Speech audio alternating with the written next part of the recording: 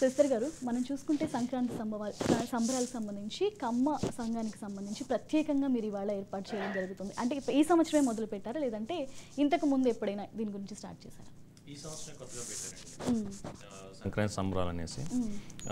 ఇంతకుముందు చంద్రబాబు నాయుడు గారు అధికారంలో ఉన్నప్పుడు శిల్పారామంలో మామూలుగా సంక్రాంతి సంబరాలు అంటే ఇళ్ళకెళ్ళని వాళ్ళకి మిస్ అయిన అక్కడ మామూలుగా జరుగుతూ ఉండేయండి. ఇప్పుడు కూడా జరుగుతూ ఉన్నాయి. ఎవరన్నా ఊళ్ళకి వెళ్ళలేక ఏమైనా పనుల వల్ల ఉద్యోగాల వల్ల మిస్ అయిన వాళ్ళకి సంక్రాంతి సంబరాలు ఇక్కడ చూసుకోవడానికి ఫ్యామిలీని స్పెండ్ చేయడానికి ఆ కల్చర్ తీసుకొచ్చారండి. అది చంద్రబాబు నాయుడు గారు చేసిన పాటలు అది ఒకటండి. శిల్పారామంలో స్టార్ట్ అయింది. అప్పుడు కూడా మనం అంటే యాక్చువల్గా చూసుకుంటే రాజకీయం, సినీ రంగం, ఏ విద్య, వైద్య రంగం, ఏ రంగంలోనైనా కమ్మవారు ముందుండి ఇలాంటి కార్యక్రమాలు ఎన్నో చేస్తూ ఉంటారు. అన్నిట్లో కూడా ఒక వ్యాపారంలోనైనా ముందుండి నడిపించే ఏదైనా ఉందంటే అంటే అందరూ కలిసి ఒక తాటిపై నడుస్తూ ప్రతి కార్యక్రమాన్ని నిర్వహిస్తూ ఉంటారు. సో ప్రస్తుతం ఈ సంక్రాంతి సంబరాలకు సంబంధించి ప్రీ మెచ్యూర్డ్ అంటే ముందే సంబరాలు అనేవి కమ్మవారి ఆధ్వర్యంలో స్టార్ట్ అయిపోయాయి. దీని గురించి ఏం చెప్తారు? యాక్చువల్గా ఏదైనా చెప్తే ఇది ఒక కుల ద్వేషం కింద చూస్తారు కానివ్వండి. కమ్మవారు అనేది ఈ క్యాస్ట్ ఎస్పెషల్లీ బిఫోర్ పాలిటిక్స్ కూడా చూస్తే అంటే స్వాతంత్ర నుంచి చూస్తే ఫ్రీడమ్ ఫైటింగ్లో ఎక్కువ మంది ఉన్నారండి. జైలుకి వెళ్ళిన వాళ్ళు ఉన్నారు. అప్పట్లోనే లేడీస్ ఉన్నారండి. ఎస్పెషల్లీ అప్పట్లోనే లేడీస్ ఉన్నారు. సో మాగంటి అన్నపూర్ణ గారు కానివ్వండి, ఎన్జి రంగా గారు కానివ్వండి, సో ఇలాంటి ప్రముఖులు చాలా మంది ఉన్నారండి. నాకు కొన్ని పేర్లే గుర్తొచ్చినాయి.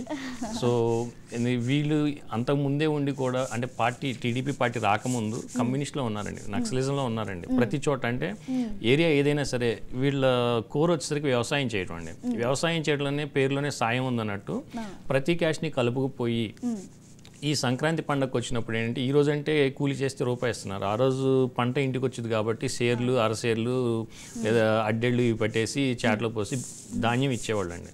సో రైతుకు ఎప్పుడు కూడాను తన కింద పనిచేసే కూలీలని కూలీల కింద చూసేవాడు కదండి, తన కుటుంబ సభ్యుల కింద భావించేవాడు. కాబట్టి ఆ రోజుల్లో సంక్రాంతి పండుగ బాగా సంబరంతో ఉండేది. పంట ఇంటికి వస్తుందంటే అందరూ పిండి వంటలు చేసుకొని కొత్త బట్టలు కొనుక్కొని బాగా సందడిగా ఉండేవాళ్ళు అండి. చిన్న పిల్లలు, పెద్ద పిల్లలు అందరూ కూడా కేరింతలతో ఉండేవాళ్ళు. అది సంక్రాంతి యాక్చువల్ అంటే నాకు చిన్నప్పుడు తెలిసిన సంక్రాంతి అది.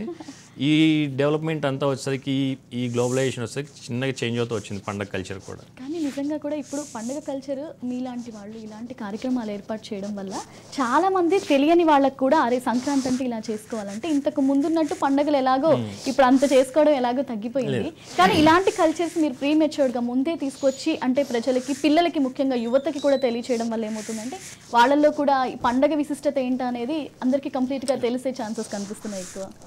యాక్చువల్గా అంటే మా జనరేషన్లో మేము పొలాలకు వెళ్ళామండి. సో కోత కొయ్యటం, కొప్ప నూరటం, కలుపుది ఇవన్నీ మాకు తెలుసు. సో కొప్ప నూర్చిన తర్వాత పంటను తీసుకొస్తాం కాబట్టి ఇంటికి వచ్చేటప్పుడు పండగని మాకు మామూలుగా తెలుస్తుంది. ఇప్పుడు వాళ్ళకి ఏంటంటే అవేవి తెలియదు కాబట్టి పండగ అంటే పండగ జస్ట్ హాలిడేస్ అనో లేదంటే ఇలా తెలుస్తుంది.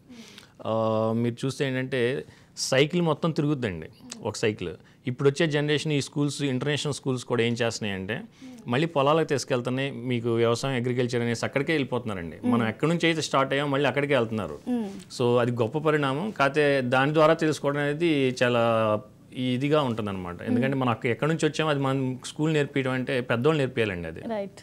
ముఖ్యంగా చూసుకుంటే సంక్రాంతి అనేసరికి ఒక రైతుల పండుగ గుర్తొస్తుందండి. ఎప్పుడైనా సరే ఒక రైతుకు సంక్రాంతి అనగానే ఫస్ట్ గుర్తొచ్చే విషయం ఒక రైతే గుర్తొస్తాడు. సో రైతుల గురించి ఒకసారి మాట్లాడదాం.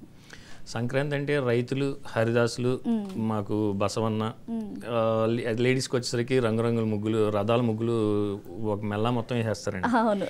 సో నడవటానికి కూడా లేకుండా మొత్తం ముగ్గులు వేసేస్తారు. రైతులకు వచ్చేసరికి ఏంటంటే వాళ్ళు పండించిన పంట ఈ టైంలో ఇంటికి వస్తుంది కాబట్టి రైతులు సంతోషంగా ఉంటారు. పిల్లలు వచ్చేసరికి ఇప్పుడు సంక్రాంతి వస్తుందనగా ఇంట్లో అమ్మమ్మ, తాతయ్య, నానమ్మ ఇళ్ళకి వెళ్ళేసి అందరూ పిండి వంటలు చేస్తూ ఉంటారు కాబట్టి పిల్లలకి సంతోషంగా ఉంటే సెలవులు వస్తాయి కాబట్టి. సో అమ్మమ్మ వాళ్ళ ఇంటి దగ్గరికి వెళ్ళి అందరు ఫ్రెండ్స్ కలుస్తాం, అక్కడికి వెళ్ళి ఆడుకోవచ్చు కాబట్టి అదొక సరదా అండి. ఎటుకుడి సంక్రాంతి అంటే మార్నింగ్ పూట ఇంట్లో ఉన్న పాత పనికిరానివి కానీ అన్ని కట్టెలు పోగు చేసి వేడి నీళ్ళు కాసుకొని స్నానం చేసేస్తారు.